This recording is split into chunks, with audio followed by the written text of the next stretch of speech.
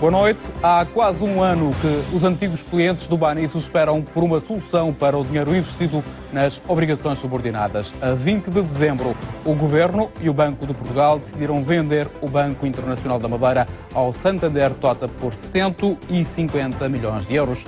Foi o início de uma grande batalha para os lesados do Banif, que se uniram para defender este investimento. É nosso convidado, Jacinto Silva, presidente da Associação de Lesados do Banif. Muito boa noite, Sr. Engenheiro. Já houve conversações com os governos? Já há um ponto de situação? Já há conclusões? Não. Neste momento temos vindo portanto, a associação foi criada na sequência da resolução do banco, do Banif. Temos vindo a prosseguir a nossa luta. Temos tentado em diversas vertentes chegar junto das entidades que estiveram envolvidas na resolução do banco, nomeadamente o Estado português, também junto do Santander também tivemos várias tentativas de conversar, fundamentalmente conversar, e continuamos na nossa luta esperando que algum dia, e que não seja muito longínquo, exista um repor da verdade. E que respostas já obtiveram do Governo da República? Nós já fizemos um pedido de audiência ao Sr. Primeiro-Ministro, estamos a aguardar a resposta nesse sentido. Tivemos várias reuniões com os grupos parlamentares, explicando no nosso entender, as nossas razões. E estamos expectantes.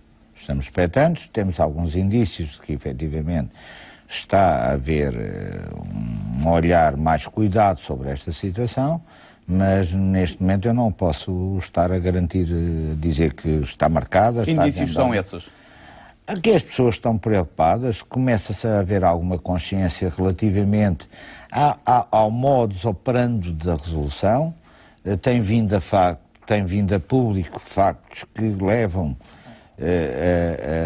a concluir que esta resolução, embora tivesse na altura, por parte do Banco de Portugal, tivesse havido mais cuidado do que houve com a do BES, no entanto também houve situações que não foram devidamente acauteladas e que causaram todo este problema a estes milhares de pessoas.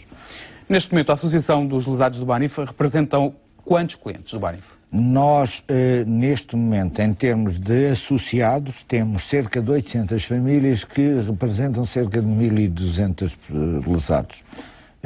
Porque na associação, basta uma família estar inscrita, todo o agregado fica automaticamente, portanto, dizemos que cotas, ou joias, que é um valor insignificante, para as despesas mínimas da associação, que são 30 euros, portanto, não pagam mais nada, portanto, pagando são 800 famílias, mas em números de lesados são 1.200. E tem a noção do montante global?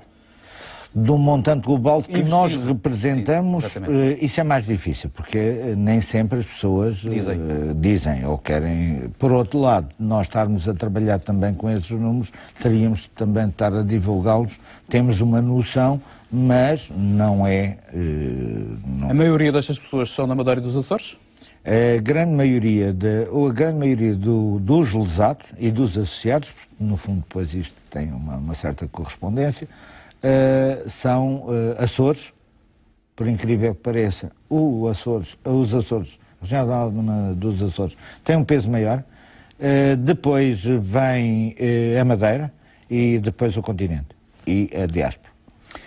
Quem investiu nas obrigações subordinadas pode recuperar todo o investimento ou este vai ser um processo que inevitavelmente vai implicar muitas perdas?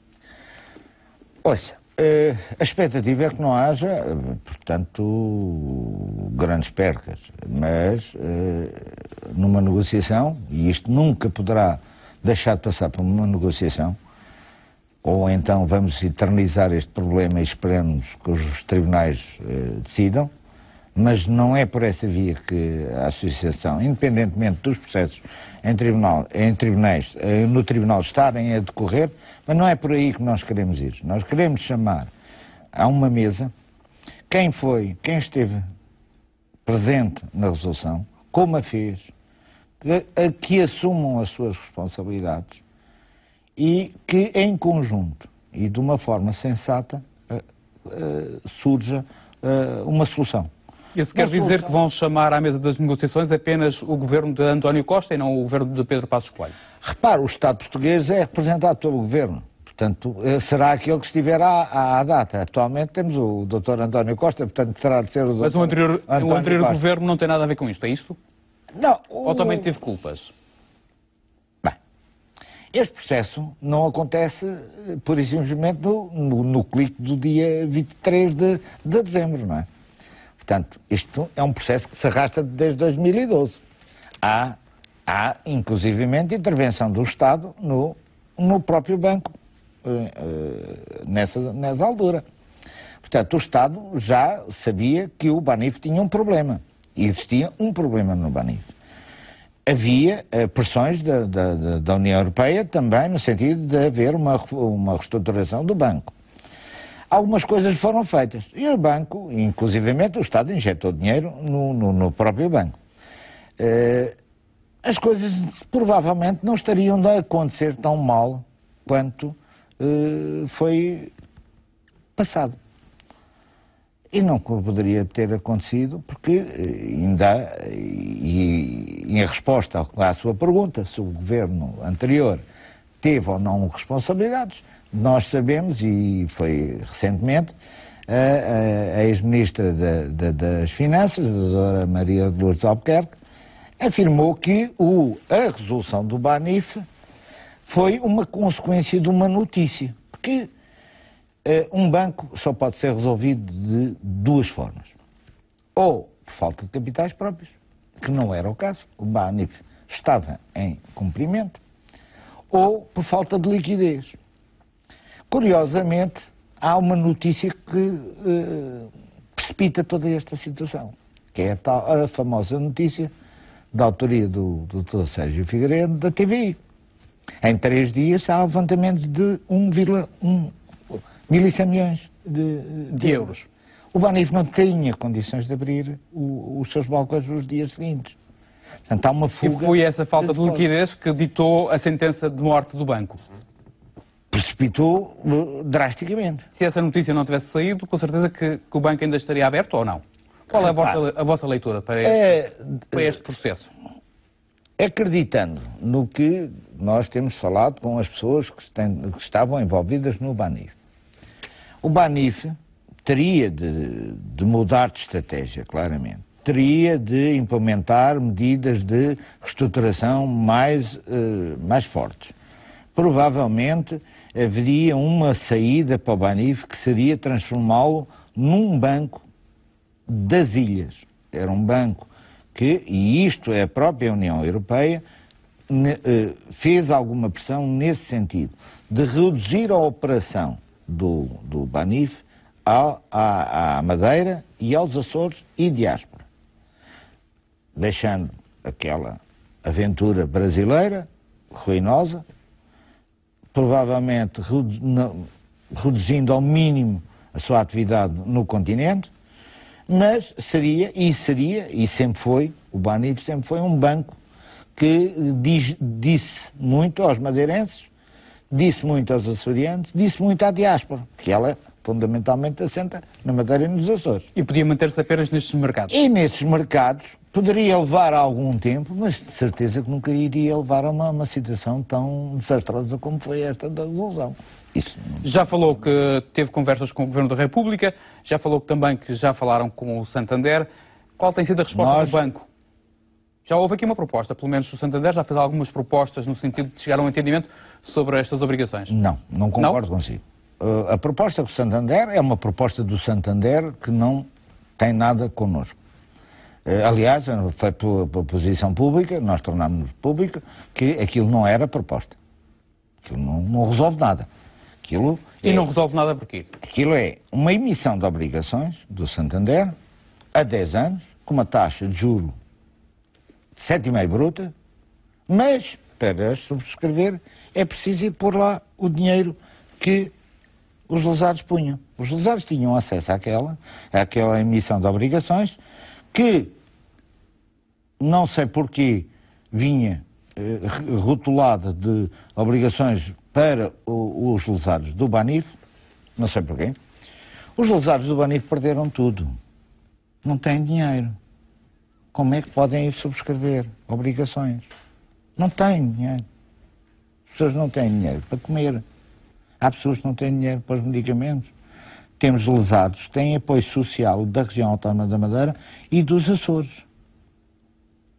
E eu ando no terreno, reúno com eles e sei bem os problemas que muita desta gente passa. Há situações dramáticas, é isso que está a querer dizer? Dramáticas.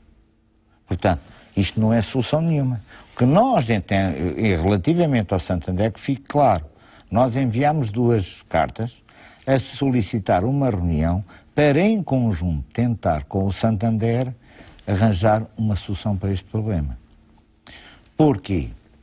E porquê é que nós nos dirigimos ao Santander? O Santander acautelou-se na resolução. É verdade, e nunca nós dissemos o contrário, que o Santander não tem obrigação, não tem, quando comprou o Banif, não ficou com o problema das obrigações subordinadas do Banif. Não está, é verdade. No entanto, há aqui muita coisa em jogo. Há um elevado número de clientes, que não são só os obrigacionistas, também são os acionistas. Não, depois vamos falar nos acionistas. Esses clientes transitaram todos do Banif e estão na esperança, transitaram do Banif ao Santander, estão na esperança que o Santander olhe para eles. O Dr. António Vieira Monteiro vem dizer que a operação comercial do Santander, quer na Madeira, quer nos Açores, e esta é uma entrevista recente, semana passada, em que o seu volume de negócios aumentou 2%. Mas o Dr. António Vieira Monteiro está-se a esquecer de uma coisa. É no dia em que se chegar a uma conclusão, e se essa conclusão for altamente lesiva para os interesses dos lesados, ele vai perder esses clientes. Estava a falar dos obrigacionistas e agora relativamente aos acionistas. É quase dado adquirido que, ou pelo menos é senso comum que os acionistas perderam quase tudo. Esta é pelo menos uma ideia. Acha que ainda há possibilidade de reaver esse dinheiro que foi investido? Não houve uma Assembleia Geral. Como é que olha para este processo? Pois, isso eu olho para isto com extrema estupefacção. Termina-se uma resolução, é certo. Há aqui uma coisa que nós temos de pensar. O banco tinha 60%, o banco chegou a ter 92%, depois fez aumento de capital, dispersou em bolsa e ficou com 60%. O Estado, com 60%, é maioritário. As administrações foram eleitas em Assembleia Geral, obviamente, se o Estado não concordasse com os administradores, independentemente de ter 2 designados pelo Banco de Portugal, também aprovou a eleição dos administradores que estiveram em vigor. Portanto, o Estado controlava o banco. Toma a decisão de fazer a resolução do banco. Não convoca uma Assembleia Geral. Pelo que, para mim, isso à luz da lei, é muito claro. Se tomou a decisão, tinha 60, mas tomou a decisão por 100, então que indenize. Votou também pelos outros 40, os outros 40 não foram ouvidos. Nem direito tiveram a voto de protesto. E é o direito a uma indemnização que vão pedir agora nos tribunais? É natural, claro, estão as ações em tribunal, está a ação contra a resolução, que está a decorrer no Tribunal de Ponta Delgada, porque a grande maioria dos subscritores, percentualmente, era os Açores e corre no Tribunal Administrativo de Ponta Delgada, e terão outras ações a correr, como a da TVI, como uma ação-crime contra o diretor da informação, que é o Dr. Sérgio Figueiredo, que já tem havido alguns desenvolvimentos, pelo menos já foi aceito, portanto, irá ser aberto um processo de averiguação e depois,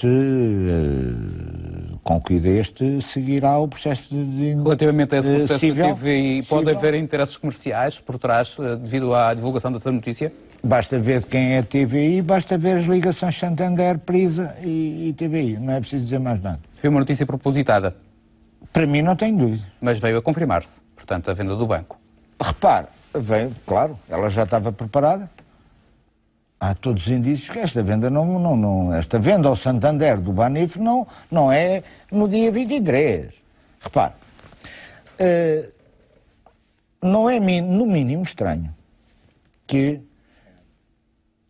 na véspera da resolução haja, da parte do Banco de Portugal, junto de uma entidade bancária portuguesa, colocou a questão se essa entidade portuguesa estaria em condições de avançar para uma compra do Banif. Pessoas responsáveis, a administração dessa entidade bancária, disse que era e apresentar uma proposta em 24 horas. Comprar um banco em 24 horas é impossível. Essa entidade não tinha e transmitiu que não tinha condições para fazer qualquer tipo de proposta. Porquê é que o Santander teve? Arriscou, jogou na roleta. E na sua opinião, porquê é que teve? Porque já sabia. Aliás, houve fortes pressões da União Europeia para a venda ser feita ao Santander. 150 milhões de euros, foi um preço justo? E deixe-me dizer porque é que foi. Neste momento há um movimento de concentração bancária europeia. E os bancos da União Europeia vão ficar reduzidos a 20 bancos, numa primeira fase. Não quer dizer que depois não venham ficar a 10. E um dos grandes bancos que está a posicionar claramente é o Santander. Portanto, isto está tudo encomendado. Vamos falar a verdade. Há aqui um lobby económico a funcionar. Claro que sim. Ao nível da ao nível da União Europeia, claro que sim. Não tenho dúvidas nenhumas. Neste comunicado do Banco de Portugal, o comunicado refere que, face às circunstâncias e restrições impostas, a venda da atividade do Banif é a solução que salvaguarda a estabilidade do sistema financeiro nacional e protege as poupanças das famílias e das empresas. Perante este comunicado, alguma vez pensou que ia haver perdas? Ouça, nós na vida só temos momentos ingênuos. Esse foi um deles. Mas eu agora pergunto, quando um Estado diz isso e faz exatamente o contrário, vamos passar agora para um problema que vai surgir, que é a Caixa Geral de Depósitos. Está previsto uma emissão de 1.000 milhões de euros em obrigações subordinadas exatamente iguais às do Banif. Quem era o dono do Banif? Era 60% o Estado, mas tomou as decisões por 100%. Quem é o dono da Caixa Geral de Depósitos? É o Estado. Acha que alguém, depois de tudo o que está a acontecer, vai subscrever obrigações subordinadas da Caixa Geral de Depósito quando o Estado fez o que fez no Banif? É credibilizar o sistema financeiro português? Acha que já não há confiança para voltar a investir em obrigações? Olha, eu recomendo a toda a gente e a todos os nossos associados que nunca mais se metam nisso. E porquê é que eu lhe digo isso? Digo isso porque eu não digo que seja a totalidade. Também não vou ao ridículo disto. Mas 80% a 90%, vamos mais para os 90%, são pessoas com uma literacia financeira desastrosa. E isto não é dizer mal das pessoas. Temos de dizer que foram pessoas que trabalharam uma vida inteira, pouparam, que não gozaram férias, que não iam aos restaurantes, que não iam atrás da moda, para chegarem ao fim da sua vida, trabalho, terem uma reforma, viverem descansados, e que nós aqui na Madeira e nos Açores conhecemos, constatamos isto facilmente. Portanto, foram pessoas que foram enganadas, completamente. E foram enganadas como? Temos inúmeras situações de mis-selling. Isto foi mis-selling. Há aqui pessoas que dizem que, quando foram convidadas para investir nestes produtos, estavam convictas que estavam a abrir contas de poupança e a fazer contas de depósito normais. Essa é a mensagem mais comum, ou essa é a ideia mais comum entre os vossos sócios? Desde essas, que são frequentes, desde outras situações em que tinham depósitos a prazo, nas datas dos vencimentos, foram dizer que tinham um produto que dava 1% a mais. Portanto, se tinham 3, 2, 3, olha, isto dá mais 1 ou 2. Aquelas abordagens completamente informais, muitas delas fora dos próprios balcões, junto das pessoas na sua atividade profissional, e casos desses nós podemos perfeitamente comprovar. Portanto, daí a nossa insistência no mis-selling, na venda fraudulenta dos produtos a pessoas não qualificadas, são investidores não qualificados. Quando fala em investidores não qualificados, está-se a referir a pessoas sem conhecimento, é isso? Exatamente. E há uma norma em termos da CMVM. Falava-se que havia orientações da administração do Banif para que os gestores de conta nunca aconselhassem investimentos em produtos de risco superiores a 20% das poupanças dos clientes. Isso é mentira. Esta norma foi alguma vez aplicada? Isso é mentira. Mas foi meteram o dinheiro todo. Isso é mentira. As pessoas foram convidadas a investir todas as poupanças? Tinham depósitos a prazo, sim. As pessoas tinham depósitos a prazo que venciam e alguns não estavam vencidos, mas era obrigado, havia uma pressão, uma fortíssima pressão da administração do banco, junto dos seus gerentes de balcão, que tinham a confiança das pessoas e traduziram depósitos a prazo em compra de produtos que viemos a verificar que são estes. E mais, vendidos, agora, quando o banco lá estava, um dos grandes argumentos de quem vendia era dizer, quando as pessoas questionavam, porque não sabiam ler a ficha técnica, quando ela existia também, porque normalmente também aconteceu da ficha técnica do produto ser dada ao cliente a posteriori e eles próprios assinarem a posteriori. Mas, dizia eu, relativamente à ficha técnica e aos produtos que foram vendidos, houve pessoas que foram enganadas pelos gestores de conta? Claro. Houve próprios funcionários que contraíram empréstimos e hoje estão a pagá-los, porque o banco, ao ser vendido, as obrigações neste momento estão em carteira no Santander, valem zero, mas os financiamentos que alguns funcionários fizeram junto do Banif continuam a pagá-los. O Santander continua a reclamar esses créditos. Portanto, isto aqui está tudo muito mal contado. E agora vão pedir responsabilidades a quem? À administração do banco? Olha, em primeiro lugar, nós vamos ter de pedir responsabilidades ao Estado. O Estado é que fez a resolução. É contra isso que estamos focados. É óbvio que, para caminharmos para uma solução, também não queremos ou gostaríamos de ver sentados todos à mesa, CMVM, o Banco de Portugal, não sei se traz alguma acréscimo, o Estado português, o Banco Santander, tem muito a ganhar. Embora, como dizem, e tem focado muito isso, não têm obrigação, mas têm uma obrigação moral. E podem ganhar. Podem ganhar porquê? Porque as pessoas seguramente irão reconhecer que o Santander, sem ter a obrigação, contribuiu para uma solução. E de certeza que, a partir desse momento, depositam total confiança no Santander. Portanto, a imagem comercial, a franquia comercial do Santander pode sair muito beneficiada. Qual é a solução ideal neste diálogo com o Santander, na vossa opinião? A solução ideal, obviamente, seria as pessoas recuperarem, nem que fosse a médio prazo. Temos vários casos, temos casos urgentes, temos casos menos urgentes. Já, e como deve ter conhecimento, o Dr. Miguel Albuquerque. Portanto, nós temos tido uma atuação muito junta dos presidentes das regiões autónomas, quer da Madeira, quer dos Açores, que têm trabalhado, têm-nos ajudado, têm-se empenhado na solução disto, até porque isto tem causas, consequências sociais e económicas nas próprias economias regionais, que são... Esta proposta do Dr. Miguel Albuquerque que está a falar é a criação de um fundo fechado e de um crédito fiscal para a recuperação em 10 anos dos valores perdidos. Esta é uma das sugestões possíveis, na vossa opinião, e pode ser desejável? Acolhe bem esta proposta?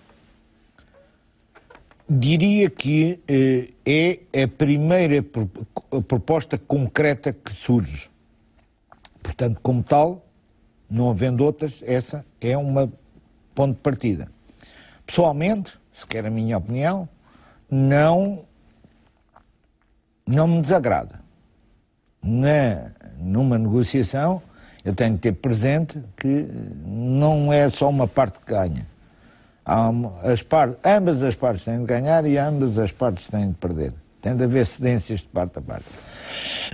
Essa prevê, porque os lesados são lesados de duas formas. São lesados como contribuintes e são iguais aos outros. Têm de pagar a lesão. Mas também são lesados como clientes. Como clientes. Portanto, vamos pelo menos salvar uma parte.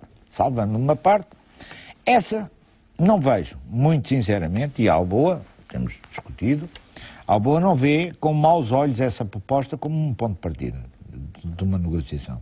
Agora, tendo em conta que a maioria dos investidores são pessoas já com alguma idade, alguns idosos, sim, 10 anos não é muito tempo para recuperar este investimento? Mas é a solução possível? Eu tenho de ter consciência que tem de haver algumas cedências. A Associação de Lesados do Bani foi ouvida nesta proposta, desta proposta. Sei que se encontraram com o Sr. Presidente do Governo Regional, Dr. Miguel Albuquerque, na Quinta Vigia. Portanto, e aí, a partir daí, esta pode ter sido também uma das vossas sugestões. Qual foi o vosso contributo nesta proposta do Governo Regional? O Dr. Miguel Albuquerque teve a gentileza de nos convocar por duas vezes. Uma, dizendo que teria em mente, e ainda não tinha essa proposta nos moldes em que ele depois, com os seus assessores, a formulou, mas deu-nos uma indicação que seria dentro desse espírito. Essa foi a primeira reunião e o que nós achávamos. Dissemos tudo o que vier é bem-vindo. Posteriormente, com ela, trabalhada junto, obviamente teve a ideia dos seus assessores, ele apresentou-nos e perguntou-nos, Valera, pelo menos há uma coisa, é que há uma proposta. É um bom instrumento de trabalho para as negociações? Eu considero que sim. Falemos agora um pouco sobre o que disse o ex-presidente do BANIF, Jorge Tomé. Disse no Parlamento que o pagamento das obrigações subordinadas fazia parte do acordo da venda do Banco Santander e disse mesmo que o não pagamento foi o que mais lhe chocou. Este depoimento pode ser usado em vossa defesa, como argumento em tribunal? Repare, essas afirmações do Dr. Jorge Tomé são subscritas também recentemente pelo Dr. António Vieira Monteiro, em que ele próprio disse que esteve em cima da mesa, quando da negociação do BANIF, as obrigações subordinadas transitarem para o Santander, para a operação comercial, e que o Estado, mas que o preço seria outro, obviamente, a gente compreende isso, mas que o Estado não quis, porque refugiando-se nas leis da resolução, isso não era possível. Penso que não é bem assim. Portanto, houve aqui, o Estado não quis, obviamente, o preço, o Santander pagou 150 milhões. Se iria assumir responsabilidades de 263, mais outras de outras entidades, portanto, não poderão dar à volta dos 300 milhões, se pagou 150, se calhar era o Estado que tinha dado 150, feito assim umas contas rápidas. Portanto, à partida, essas afirmações do Dr. Jorge Tomé, dizendo que ficou chocado por vistos e acreditando nelas, acreditando nas afirmações do Dr. António Vieira Monteiro, parece que foi o Estado, ou o Banco de Portugal, que tirou pelo menos as obrigações subordinadas para fora do negócio. Ainda não se sabe quem é que tirou estas obrigações fora do negócio? Pois isso, e segundo afirmações do Dr. António Vieira Monteiro, foi o Estado. Portanto, se tirou, assuma. Agora, vamos lá. E é essa a resposta que pretendem do Governo? Não tenhamos dúvidas que o Governo é o grande responsável da resolução e é que o Governo tem de responder sobre isto. O ex-presidente do Banif, Jorge Tomé, afirmou que o banco tinha as contas limpas e que até tinha apresentado um lucro de 6,2 milhões de euros entre janeiro e setembro de 2015 e acusou o governo de Pedro Passos Coelho e a ex-ministra Maria Luísa Albuquerque de não terem atuado como deviam. Acha que sim, acha que não? O facto de estarmos no ano de eleições pode ter agravado, e era isso digamos mesmo assim, que eu ia. a situação do banco? Acho que isto também houve este azar. Foi ano de eleições. O governo do Dr. Passos Coelho tinha a noção que o problema do Banif que eles estavam a arrastar o problema do Banif e que tinham de tomar uma decisão. Eu estou convencido que eles próprios pensariam que resolveu o problema do Banif após as eleições, ganhando as eleições. Não aconteceu, para mal dos nossos pecados. Como não aconteceu, entrou um novo governo. O novo governo, ao se aperceber disto, precipitou-se. Provavelmente por pressões externas da União, porque não era necessário fazer a resolução do Banif. O Banif poderia, bem negociado, poderia ir até junho deste ano. Portanto, houve uma precipitação. Portanto, estavam mal. Estava ali um tumor, digamos. Portanto, era preciso cortá-lo. Mas o tumor podia não rebentar até julho. E podia até haver cura. Mas se calhar foi melhor tomar uma solução radical. Era fácil depois vir a imputar as culpas a quem o deixou. Assim, não houve... Obviamente, este governo não pode ser imputado pela decisão, mas não pode ser imputado pelo arrastamento do processo. E em termos de ações judiciais, vão colocar ações judiciais contra quem e quantas já estão em curso? Nós já temos, como lhe disse, temos a ação contra a resolução no Tribunal de Ponta Delgada, temos a ação da TVI, que tem sido amplamente... A mais mediática, digamos assim. Mais mediática, vocês aproveitam para fazer, obviamente, o vosso trabalho. Temos, portanto, agora vamos fazer uma entrega de uma petição nacional que já está concluída e vai ser entregue esta semana na Assembleia da República para regulamentação da venda destes próprios produtos, para não acontecer novamente a venda enganosa, o mis-selling, como aconteceu até aqui, haver regras claras. Portanto, temos essas, temos depois... Portanto, são fundamentalmente estas. Pode haver mais lesados do Banif? Bem, os lesados do Banif vão desde os obrigacionistas aos acionistas, não é? E outros indiretos. Mas eu falo nisto porque há outros produtos, além das obrigações subordinadas, há muitos clientes do Banif que têm outros produtos que findam este ano. Que garantias têm os investidores que investiram em produtos como fundos de investimento, os fundos imobiliários e os fundos imobiliários de não serem prejudicados? Podem perder dinheiro nestes produtos? Podem. Estou convencido que sim. Perfeitamente. Isto quer dizer que os contratos podem não ser respeitados nestes produtos. E isto ainda não parou. Mas como é que os produtos continuam a ser cotados? Pergunta à CMVM. Acha que a CMVM tem uma resposta a dar neste caso? Não sei se tem. Ou já devia ter vindo a público pronunciar-se sobre estes produtos do Banif? Estou convencido disso. O que é que aconselha às pessoas que têm estes produtos em mãos? Quem tem estes produtos em mão, que junto às entidades competentes que se esclareçam da situação rapidamente. Porque o Banif vai entrar em liquidação. Mas é obrigatório, o Santander não tem qualquer resposta para os clientes sobre estes produtos. Pois. E eles continuam lá inseridos nas contas. Exato. Acha que há riscos sérios de Eu estou convencido que sim. novas perdas? Estou convencido que sim. As pessoas que queiram pedir ajuda à vossa associação, como é que podem fazer?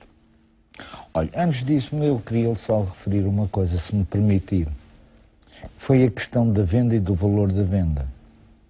Posso? Pode, está à vontade. Eu vou-lhe explicar um pouco. Que é no mínimo estranho. O BANI, a operação comercial, foi vendida ao Santander por 150 milhões, público. As obrigações subordinadas ficaram de fora. Porque se não ficassem, se calhar era 150 mais 300, 450. Mas ficou de fora. Transitou todas as contas e todos os créditos que o BANIF detinha. Portanto, quer dizer que só em termos da região autónoma da Madeira, e vamos falar aqui, porque estamos na Madeira, não é por nada, são cerca de 300 milhões que transitaram para a contabilidade do Santander. E a região autónoma da Madeira, uma pessoa de bem, não vai ficar a dever. Lucro garantido 300 milhões pelo menos da parte da Madeira. Não, 150, portanto já amortizou e já ganhou 150. Mas pode somar os Açores, pode somar o Governo Central. E pode somar todos os particulares. Portanto, o Santander comprou, ou o banco foi oferecido ainda como prémio. E outra questão que eu lhe deixo no ar. Onde é que está a garantia do Estado português quando o património sai do BANIF SA, o chamado Banco Mau, sai para a 80, e quem gera isto tudo? Quem nomeia os gestores dessas entidades? E como a 80, quando recebe este imobiliário, não tem disponibilidades e é feita uma garantia do Estado português, o Estado português garante que ao BANIF SA os 750 milhões, através de uma garantia bancária. Mas essa garantia bancária nunca chegou ao BANIF SA, chegou ao Santander. Eu espero, e nunca ainda ninguém me conseguiu explicar... Estamos a falar de uma garantia bancária de 750 milhões? 750 milhões. Portanto, se somar os créditos que transitaram, se somar a garantia bancária, que pode ter alguma parte que seja para garantir... As obrigações? Não sei. Não sei. Por juízo, não. O Santander não as assume. Portanto, por juízo, não. E estes 750 milhões vão servir de garantia para quê? É essa a resposta que essa a resposta que nós também queremos. Acha que foi um grande negócio, então? Não tenho dúvidas nenhumas. Foi um negócio no momento e está a ser um grande negócio. Portanto, a incorporação do BANIF no Santander está a ser um grande negócio. Mas isso foi um negócio. Esses negócios são negócios. Os negócios não são para perder dinheiro. Engenheiro Jacinto Silva, voltemos àquela questão que eu estava a colocar ainda há pouco. As pessoas que queiram pedir ajuda à vossa associação, como é que o podem fazer? Olha, muito simples, www.lesadosbanif.com é o nosso site, está lá tudo, a inscrição, a forma de inscrever.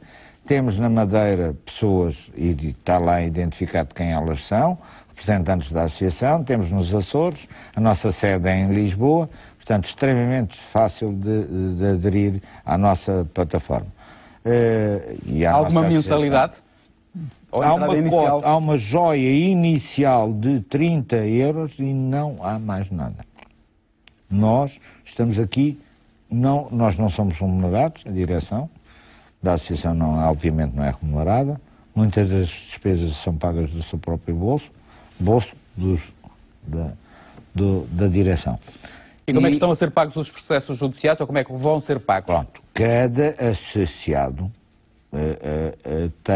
pode contratar um escritório de advogados, é livre de contratar os seus escritórios de advogados, sendo certo que quando a associação se formou havia os prazos a decorrer e já havia muito pouco tempo. E então foram feitas consultas a 3 escritórios de advogados, uns estavam disponíveis, outros não. Os que estavam disponíveis apresentaram condições, a Associação analisou-as e recomendou. Portanto, recomendou um escritório de advogados, que tem a grande maioria dos lesados, mas não tem todos. Portanto, há muitos mais, portanto, que defendem os nossos associados. Portanto, nós tentamos articular com esses escritórios, damos todo o apoio que for necessário, porque o escritório que nós indicámos acabou por depois ser o próprio também o escritório que apoia a direção da associação. Portanto, connosco é fácil, está lá os contactos, é aderir e nós daremos todos os apoios e recomendações que acharmos úteis. Engenheiro Jacinto Silva, muito obrigado por ter vindo à RTP Madeira. Muito obrigado. Está no fim o programa Entrevista, assim especial, desejo uma boa noite e um bom fim de semana.